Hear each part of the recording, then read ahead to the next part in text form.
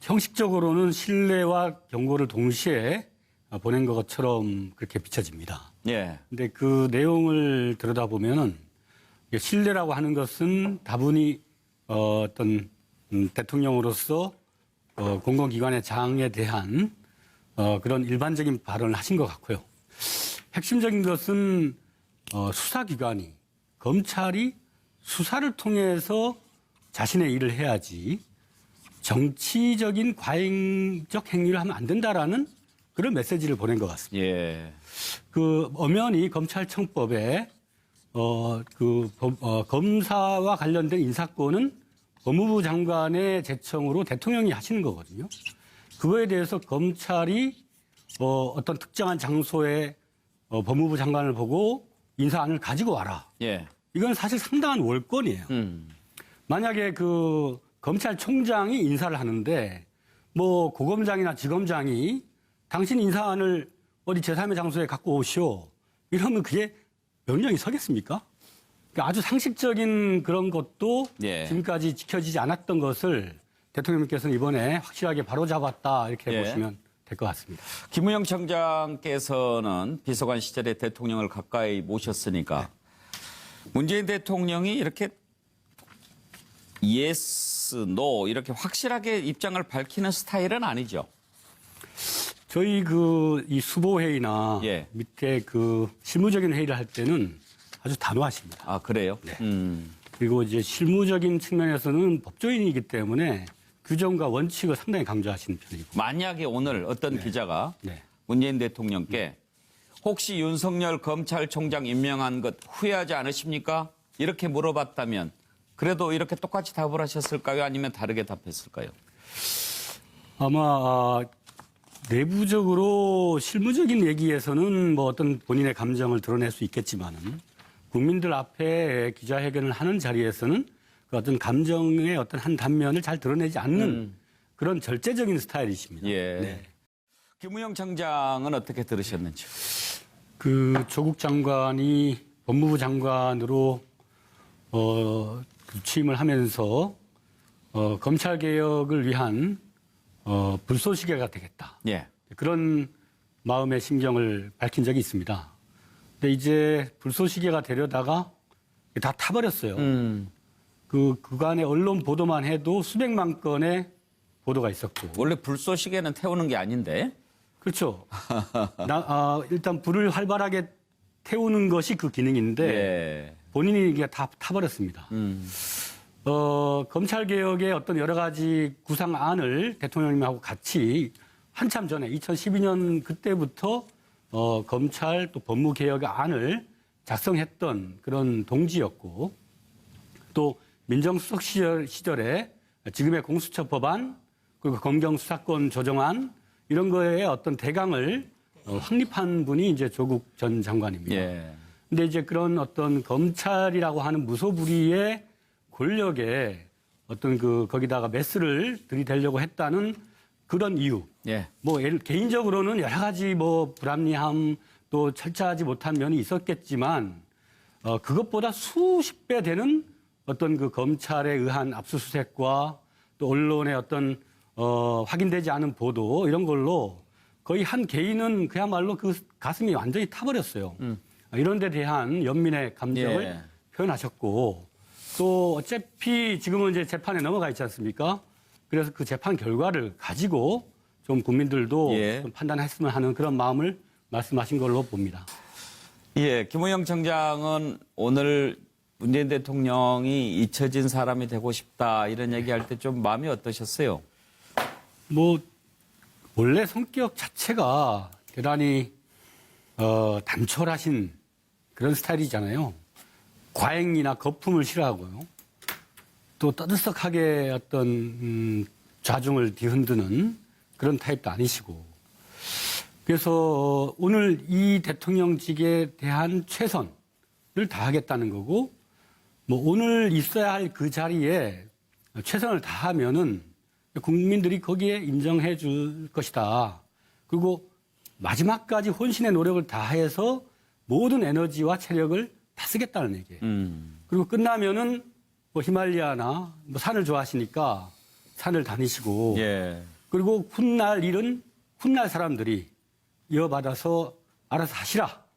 오늘 나는 최선을 다하고 그걸로 역사의 뒤안길로 가겠다. 그런 아주 용기 있는 발언이다 이렇게 생각됩니다. 예. 김우영 청장 생각은 좀 다를 것 같기도 한데요. 예. 그 지난 1년 돌아보면은 그 엄청난 그 장외에서의 소모적인 갈등이 그 대한민국의 전진과 발전을 상당히 가로막지 않았나 하는 그런 깊은 회한에 그 입각해서 하신 말씀이라고 생각됩니다. 그러니까 협력만큼 강한 혁신은 없다고 합니다. 대통령께서 취임하실 때 야당 당사를 찾아갔었고 항상 이제 그 초당적인 협력을 위해서 여야정 정책 협의체를 또 가동도 했었고 그랬는데 이제 황교안 대표 시절이 되면서부터 한 번도 제대로 된 그 협의체가 가동이 안 됐었습니다. 물론 대통령이 아주 그 품이 넓고 또 아주 탁월한 리더십을 갖고 있지 않기 때문에 그런 거 아니냐라고 얘기를 한다면 뭐 다른 반론을 제기하기 어렵겠습니다만은 손뼉도 마주쳐야 소리가 나는 겁니다. 아마 이번에 그 국민들이 총선을 통해서 국민들의 삶이 중요하기 때문에 또 정책 간 협력을 통해서 삶의 여러 가지 어려운 점을 개선해야 되고 또 경제 발전도 해야 되지 않습니까? 외교도 또 안정적으로 끌고 가야 되고 그러니까 국민들은 여야 정당들에게 이제는 좀 그만 갈등을 하고 소모적인 대결보다는 정책 협력을 해라. 뭐 그런 명령이 나올 것이고 거기에 따라서 그 하반기에 어떤 새로운 권력도 협력에 기반한 예. 그런 방향으로 가지 않을까 싶습니다. 김우영 청장이요. 네, 뭐 전부를 얻고자 하다가 전부를 잃는 격이죠.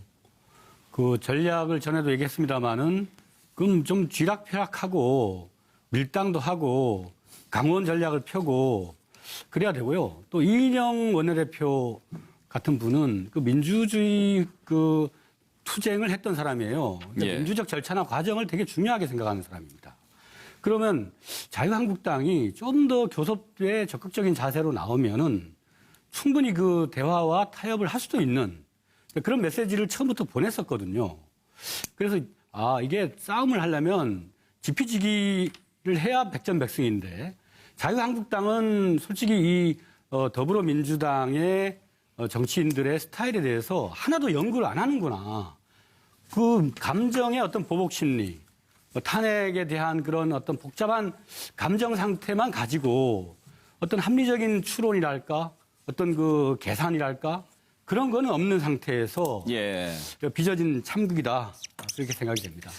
김우영 청장은 오늘 이낙연 전 총리 이렇게 이임사 이렇게 들어보셨는데 앞으로 어떻게 할 것 같습니까? 전망이.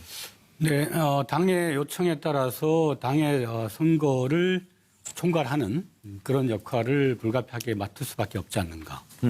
그리고 이제 본인의 어떤 진로하고 연관해서도 이전부터 종로에 대한 검토를 해오셨고, 뭐 사실상 종로 쪽으로 마음을 굳히신 게 아닌가 그렇게 판단이 됩니다. 물론 그 특정 지역을 받게 되면은 전국 선거를 이제 지휘하는 데 있어서 부담이 되겠습니다만은 요즘은 이제 장소하고 특정한 어떤 연관성보다는 SNS나 미디어 선거를 하고 있기 때문에 뭐 상당히 그 메시지가 강하신 분이에요. 그렇기 때문에 종로에서 하더라도 여러 가지 국민들에게 어떤 그 메시지를 보내고 하는 그런 선거전을 진두지휘하는 데는 뭐 충분히 가능성이 있지 않을까 이렇게 보고 있습니다. 예. 한 가지만 지금 여쭤볼게요. 네. 그럼 우리 청장님이 출마를 하셨는데 그냥 이낙연 뭐 선대위원장이 SNS로 그래 우리 구청장님 열심히 하세요 하는 거랑 직접 지역에 가서 우리 구청장님을 뭐 당선시켜 주세요라고 직접 국민들을 만나는 거랑 상당히 좀 다르지 않을까요? 국민들이 받아들이는 거. 네, 물론 그렇죠. 네. 근데 지금 이제 유권자들도 어떤 그 중앙 정치의 위력, 무슨 뭐 이렇게 메머드급의 선거대책위원회가 와서 국회의원들이 뭐 동책 반책하고 과거에 한때 그런 적이 있었잖아요. 그런 식의 허장성세식의 어떤 캠페인 전략이 요즘같이 이게 아주 오밀조밀한 그런 삶의 정치를 추구하는 그런 유권자에게 썩 맞는가? 예. 거기에 대해서는 좀 반론이 있을 수 있다고 봅니다. 예. 김우영 청장. 그 정치하는 일선에서의 그 이런 말이 있습니다. 유권자는 피곤하다. 판단을 아주 단순하고 짧게 할 수밖에 없어요. 예. 생업이 바쁘기 때문에.